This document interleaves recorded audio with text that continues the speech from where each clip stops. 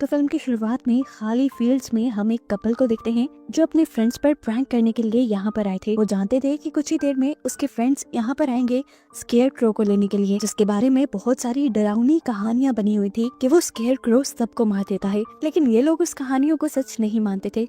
ये दोनों तो यहाँ पर कुछ डरावने मास्क भी लेकर आए हुए थे जिनसे इन्होंने अपने फ्रेंड्स को डराने का प्लान किया हुआ था। पहले ही अपने पीछे बने स्केयर क्रो को देखते हैं, फिर पास बने एक शेड में चले जाते हैं। अपने बनाए प्लान के मुताबिक वो सबको डराने के लिए शेड के ऊपर जाना चाहते थे एक लकड़ी की पुरानी सीढ़ी की मदद से, लेकिन वो सीढ़ी टूट गई। ये दोनों नीचे गिर गए, वो भी बहुत बुरी तरह से कि नीचे वुडन फ्लोर भी टूट गया और फ्लोर के प्लैंक्स जाकर लड़की की टांग में धंस गए। खून पानी की तरह बह रहा था। वो पूरी तरह पैनिक हो गई। तभी अचानक सारा खून कोई अजीब सी लकड़ी चूसने लगी। लड़की ने जब फील किया कि वो हिल रही है तो उसकी जान निकल गई। उसने जोर से चीख मारी। इससे पहले कि लड़का उसकी चीख पर रिएक्ट करता, लकड़ी से बना एक अजीब सा टेंटिकल आकर उसके सर में स्टैब कर देता है और उसे जान से मार देता है, जिसके बाद उसने इस लड़की को भी मार दिया। साफ पता चल रहा था कि जिस स्केयर क्रो की डरावनी कहानियां सुनकर वो यहाँ आए थे वो सब सच थी।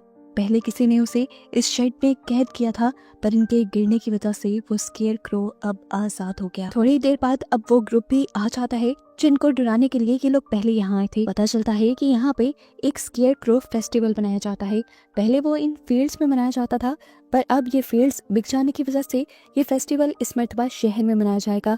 लेकिन इन्होंने प्लान किया कि स्केयर क्रो इसी फील्ड्स का लेकर जाएंगे। एक स्टूडेंट ने प्रोफेसर से पूछा कि मैंने सुना है वो स्केयर क्रो जान ले लेता है लोगों की। तो प्रोफेसर ने कहा ये सब कहानियां हैं, चलो आओ अपना काम करें। एरन ने अपने एक दोस्त को भी यहाँ बुलाया हुआ था जिनकी ये फील्ड्स थी। क्रिस्टन ने यहाँ पर अपने दूसरे दोस्त एटी को भी यहाँ बुलाया हुआ था। यानी उन 5-6 लोगों के यूनिवर्सिटी वाले ग्रुप के अलावा भी यहाँ और लोग थे। ये लोग बातें कर रहे होते हैं कि अचानक एरन को उसके एक स्टूडेंट की चीखने की आवाज आती है। जाकर उन्होंने देखा तो उसके दोस्तों ने प्रैंक करने के लिए उसे स्केयर क्रो से बांध दिया था। लेकिन अब प्रैंक करने वाले दोनों दोस्त मिल नहीं रहे थे। अभी एरन अपने स्टूडेंट्स के साथ मिलकर उसे फ्री करवा रहा था कि एकदम से उसकी स्टूडेंट बेथ को किसी ने खींच लिया। वो तेजी से पीछे की तरफ बढ़ रही थी। एरन उसे पकड़ने के लिए गया और पीछे से अपने स्टूडेंट्स को कहकर गया यहाँ से कहीं मत जाना। लेकिन इन स्टूडेंट्स ने बात नहीं मानी और वो कहीं और चला गया। यहाँ पे देखा कि बेथ को तो क्रिस्टन ने पकड़कर बचा लिया था, लेकिन अब क्रिस्टन को ही कोई खींचने लगा। एरन ने क्रिस्टन का हाथ पकड़कर उसे बहुत मुश्किलों से बचाया और भागकर ये लोग स्केयर क्रो के पास आए जहाँ पर बाकी लोग थे। यहाँ से केल्विन गायब था। ये लोग आगे बढ़े तो इन्हें केल्विन भी गिरा हुआ मिला। उसे उठाकर ये लोग भागकर फील्ड से बाहर निकल आए। फील्ड से बाहर निकलकर ये लोग एक शेड में आ गए और इन्होंने दरवाजा बंद कर लिया। इन्हें लगा कि शायद मुसीबत टल गई है, लेकिन ऐसा नहीं था। कोई पीछे से जोर जोर से दरवाजा बैंग करने लगा। इन्होंने अब दरवाजे और खिड़कियां सील करने का सोचा। इससे पहले कि यहाँ से कुछ चीजें उठाकर वो सील कर पाते, खिड़की के ऊपर इनकी एक साथी का कटा हुआ जिस्म लटक जाता है। यानी किसी ने उसका मर्डर कर दिया था और उसका सर काट के उसकी बॉडी को यहाँ लटका दिया था। उसे देखकर सबका डर से बुरा हाल हो जाता है। सब शॉक में रह जाते हैं। इससे पहले कि आगे जाकर उस बॉडी के साथ कुछ करते, उसी बॉडी को कोई खींच कर ले गया। सभी की हालत डर से बहुत ज्यादा खराब हो चुकी थी। इन लोगों ने खिड़कियों को सील करने का काम जारी रखा और क्रिस्टन के फोन से पुलिस को कॉल करने की कोशिश की, लेकिन यहाँ पर सिग्नल्स भी नहीं थे। केविन अपने बचाव के लिए यहाँ पर चीजें ढूंढने लगा। उसे एक गन, एक गोली के साथ और मिट्टी का तेल मिल गया जिसे वो अपने बचाव के लिए इस्तेमाल कर सकते थे। अब सब यही सोचने में लग गए थे कि आखिर उनके पीछे पड़ कौन गया है। एक लड़की कहती है स्केयर क्रो, क्योंकि स्केयर क्रो की वजह से ही इस जगह को बहुत ज्यादा हॉन्टेड समझा जाता है। क्या पता वो कहानियां सच हों जो इन्होंने सुनी हुई हो, लेकिन एरन इस मर्तबा भी कहता है कि ये सब बकवास है। हो सकता है जिसने इन सबको मारा वो कोई एक जानवर हो, कोई जंगली जानवर। बेथ और क्रिश्चियन जिसको उस अजीब सी एंटिटी ने खींचा था, उसका हुलिया उन्होंने केल्विन को बताया और केल्विन ने स्केच किया तो ये लोग बुरी तरह डर गए। वो बिल्कुल स्केयर क्रो की तरह दिख रहा था और ज्यादा किसी घोस्ट की तरह लग रहा था। स्केच बना देखने के बाद तो बेथ की हालत ज्यादा खराब होने लगी थी। उसने सोचा कि दिन में अगर ये हाल है तो रात में तो वो हमें नहीं छोड़ेगा, उसकी पावर्स भी तो ज्यादा हो जाएंगी। बेथ इन सब लोगों से कहती है कि हमारे यहाँ से निकलना ही बेहतर है, लेकिन ये निकलते कैसे? बस के जरिए, जिसकी चाबियां उस लड़की के पास थी जिस लड़की का मर्डर हो गया। और अब रह गया था एडी का ट्रैक्टर जो कि चल भी नहीं रहा था। लेकिन एरन अब फैसला करता है कि वो उसी ट्रक को स्टार्ट करने का रिस्क लेगा, क्योंकि वही ट्रक इनकी आखिरी होप है। वो सबको कहता है कि मैं ट्रक को स्टार्ट करके हेल्प लेने जाने की कोशिश करूंगा। अगर सब बाहर निकले तो यकीनन किसी न किसी की मौत हो जाएगी। बेथ जो सबसे ज्यादा घबराई हुई थी, उसे प्लान पसंद नहीं आया, उसे किसी की परवाह नहीं थी, लेकिन वो कहती है कि मैं पहले ट्रक में जाऊंगी आपके साथ। ये लोग इससे पहले कि कोई नया प्लान बनाते, बेथ अपने फ्रेंड कैल्विन से कहती है मुझे बस अपनी जान बचानी है, प्लीज तुम कुछ भी करो। और वो लड़का उसकी बात मानकर अपनी जान की परवाह किए बगैर विंडो से बाहर कूद जाता है। एरन के जाने से पहले ही वो अब ट्रक में चढ़ गया, लेकिन ट्रक स्टार्ट करने की कोशिश की तो ट्रक स्टार्ट ही नहीं हुआ। और अब ट्रक की विंडो पे हमें पहली मर्तबा स्केयरक्रो को दिखाया गया। कैल्विन तो उसे देखकर घबरा गया। उसे बचाने के लिए उसका ग्रुप बाहर निकला। एडन ने उसे मारने के लिए गोली चलाई, लेकिन गन बैकफायर कर गई। क्रिस्टन ने केरोसिन और आग ट्रक तक फेंकी, लेकिन उसमें स्केयरक्रो नहीं मरा, बल्कि उनकी आखिरी उम्मीद ट्रक ही जल गया। सभी लोग अब बाहर आ चुके थे और वापस अंदर नहीं जा सकते थे, क्योंकि एंट्रेंस पर ही स्केयरक्रो आ गया था। अब ये लोग भागकर एक दूसरे शेड की तरफ गए, जिस शेड के अंदर से मूवी के स्टार्ट में वो स्केयरक्रो बाहर निकला था। इसका फ्लोर बहुत खस्ता था। इन सब लोगों के जाते ही इनके वजन से वो टूट गया। यहाँ आते ही ये लोग घबरा गए, क्योंकि इनको पहले मरे हुए दोनों लोगों की लाशें बुरी हालत में दिखाई दी, जिसमें से एक लाश तो आधी खाई जा चुकी थी, जिसे स्केयरक्रो नहीं खाया होगा। ये सभी लोग इस कड़े में आकर और ज्यादा परेशान हो गए थे। वो समझ गए थे कि स्केयरक्रो को यहीं बंद किया गया होगा, और अगर वो यहीं रहे तो बड़ी आसानी से स्केयरक्रो का शिकार बन सकते हैं। इसलिए इन्होंने फैसला किया कि ये लोग वापस ऊपर जाएंगे। एक लकड़ी के साथ रस्सी बांधकर इन्होंने ऊपर की तरफ फंसाई और उसके जरिए ऊपर चढ़ने लगे, और फिर उसी रस्सी के सहारे एक एक करके ये सभी लोग बाहर निकल आए। पास से गुजरता हुआ पुलिस ऑफिसर उनके ट्रक को जलता देखकर इन्हीं फील्ड्स के अंदर आ जाता है, चेक करने के लिए कि आखिर यहाँ चल क्या रहा है। इन लोगों ने ऑफिसर को देख लिया। ये लोग ऑफिसर को वार्न करने के लिए वेपन्स लेकर बाहर निकल आते हैं, लेकिन तब तक देर हो चुकी थी। स्केयरक्रो नीचे जमीन से निकल आया था। ऑफिसर भी उसे देखकर डर गया और उसने फौरन अपनी गन निकालकर स्केयरक्रो को शूट करने की कोशिश की और जल्दी से सामने वाले शेड में चला गया।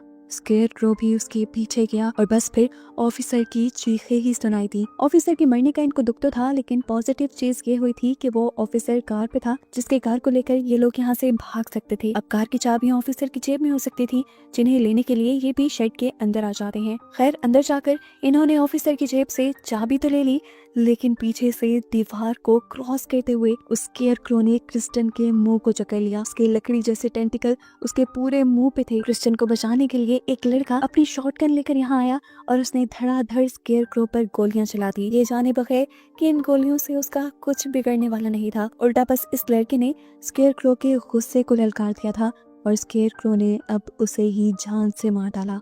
अब अपनी जान बचाते हुए ये 5 बचे हुए लोग जाकर कार में बैठ गए और उन्होंने यहाँ से निकलने की कोशिश की, लेकिन स्केयरक्रो अब इनकी कार के सामने आ गया। एडी ने होशियारी दिखाने की कोशिश की और इस स्केयरक्रो को अपनी कार के नीचे कुचलने का फैसला किया, लेकिन जैसे ही ऐसे किया तो स्केयरक्रो ने इनकी गाड़ी साइड पे कर दी और गाड़ी इनकी दरख्त से टकराकर खराब हो गई। इनका फ्यूल टैंक भी अब लीक होने लगा था। एडी जो ड्राइव कर रहा था उसकी हालत बहुत खराब थी, उसे बुरी चोट आई थी। क्रिस्टन अपनी शर्ट उतार कर देती है उसका ब्लड रोकने के लिए और एरन उसकी शर्ट से एडी को पट्टी बांध देता है। इन्हें अभी भी कहीं ना कहीं लग रहा था कि इन्होंने स्केयरक्रो को मार दिया, लेकिन ऐसा नहीं था। अचानक से स्केयरक्रो ने आकर पीछे से क्रिस्टन को पकड़ लिया। अगर इन्हें स्केयरक्रो से बचना था तो इस कार से निकलकर भागना था, लेकिन एडी कैसे भागता? एडी तो जख्मी था। अब उसने अपने आप की कुर्बानी देकर सबको बचाने का फैसला किया। एडी ने अपने आप को कार से नीचे धकेल दिया और एकदम से स्केयरक्रो को पकड़कर वो कार के नीचे आकर उसने अपना लाइटर जला लिया। वहाँ पे पेट्रोल पहले ही लीक था। कार के साथ साथ एडी भी ब्लास्ट हो गया, लेकिन स्केयरक्रो मरा या नहीं ये कोई नहीं जानता था। इनमें से बेथ तो कुछ ज्यादा ही डरी हुई थी। भागकर पीछे देखे बगैर वो आगे आ गई। उसने ये भी नहीं देखा कि उसके साथी आ भी रहे हैं कि नहीं। थोड़ी ही देर में एरन भी बाकी लोगों को लेकर वहां तक पहुंचा जहां पर बेथ थी। ये एक घर था। इन्होंने मदद मांगने के लिए दरवाजा नॉक किया, लेकिन कोई रिस्पॉन्स नहीं मिला। अंदर एक फोन भी नजर आ रहा था जिससे ये लोग मदद बुला भी सकते थे, इसीलिए क्रिस्टन ने दरवाजा तोड़ा और ये लोग अंदर आ गए। घर के दरवाजा तोड़ने की आवाज से घर का ओनर भागकर गन उठा लाया। वो इन्हें चोर समझ रहा था, लेकिन इन्होंने अपनी सारी कंडीशन बताई कि वो लोग तो यहाँ करीबी फील्ड से बच बचा कर पहुंचे हैं। क्रिस्टन इस आदमी को बताती भी है कि वो फील्ड्स उसी की हैं। क्रिस्टन जब अपने डैड का नाम बताती है तो यह आदमी उसे पहचान भी लेता है। क्रिस्टन ने उस बूढ़े आदमी को बताया कि अजीब सी कोई शैतानी चीज हमारे पीछे पड़ गई है, उसने हमारे कई साथियों को मार दिया है और वो अब हमारे पीछे है। बस इतना कहना था कि वो ओल्ड मैन सब समझ गया और उसने बताया कि वो सबके पीछे नहीं, बस तुम्हारे पीछे है क्रिस्टन। वो तुम्हें मारना चाहते हैं, क्योंकि आज से 100 सालों पहले तुम्हारी फैमिली ने उस स्केयर क्रो को कैद कर दिया था और इसी चीज का बदला वो अब तुमसे लेगा। और तुम्हारी फैमिली ने ऐसा इसलिए किया था क्योंकि वो तुम्हारी फैमिली को मार रहा था, और वो 100 सालों पहले कहाँ से आया था ये तो कोई भी नहीं जानता। बस मैं इतना जानता हूँ कि उस स्केयर क्रो को मारने के लिए हर तरीका ट्राई किया गया था, लेकिन कोई भी तरीका उसको मार नहीं पाया, इसीलिए तुम्हारी फैमिली ने उसे अपने शर्ट के अंदर कैद कर दिया। अब वो आजाद कैसे हुआ ये तो इन लोगों को भी नहीं पता था। यह आदमी बताता है कि हर साल यहाँ पर वो फेस्टिवल भी इसीलिए मनाया जाता है कि कोई स्केयर क्रो के बारे में भूले मत। उसकी डरावनी कहानियां उस फेस्टिवल में इसीलिए सुनाई जाती हैं कि सारे पहले से पहले अलर्ट रहे। लेकिन समझ में नहीं आ रही थी कि 100 साल बाद ये स्केयर क्रो छूट कहाँ से गया था। फिलहाल ये आदमी मदद बुलाने के लिए पुलिस को कॉल करने की कोशिश करता है, लेकिन देखा उसने कि फोन भी डेड है। अब तो इस ओल्ड मैन के घर के बाहर भी कुत्ते भौंकने लगे थे, इस तरह कि जैसे उन्होंने कुछ बहुत ही भयानक देख लिया हो। ये ओल्ड मैन उन्हें देखने के लिए बाहर जाता है और जाने से पहले पूरे ग्रुप को कहकर जाता है जो भी क्रिस्टन के साथ रहेगा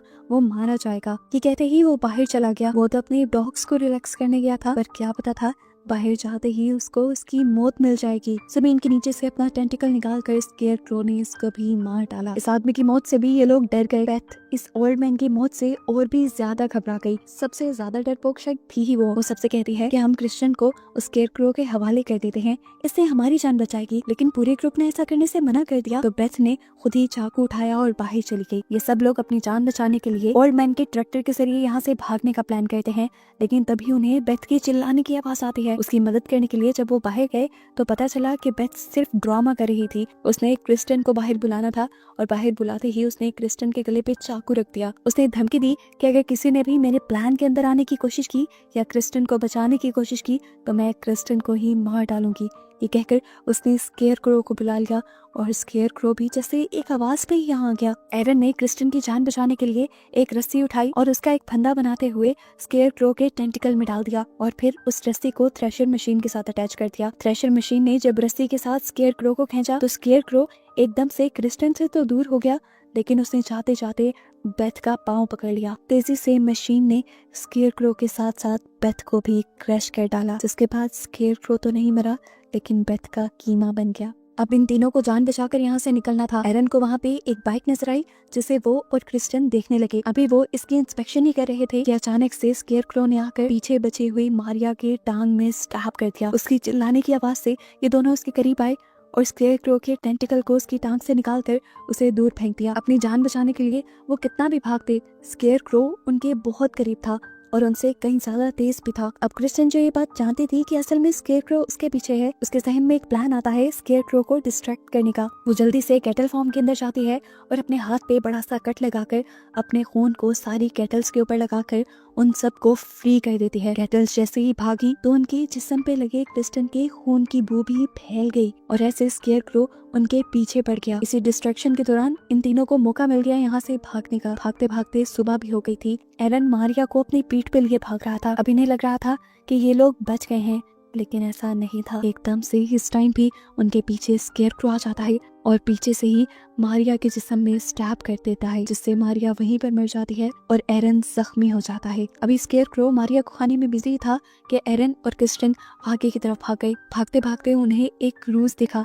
ये काफी पुराना लग रहा था, लेकिन यहाँ से उन्हें मदद मिल सकती थी। इन्होंने उसके अंदर जाने का फैसला किया, लेकिन वहाँ जाके क्या देखा कि स्केयर क्रो उनसे पहले ही यहाँ आ चुका था। उसको देखकर इस मर्तबा एरन उससे डरा नहीं और उसे लेकर पानी में कूद गया। ये नजारा देखकर क्रिस्टन फूट फूट के रोने लगी।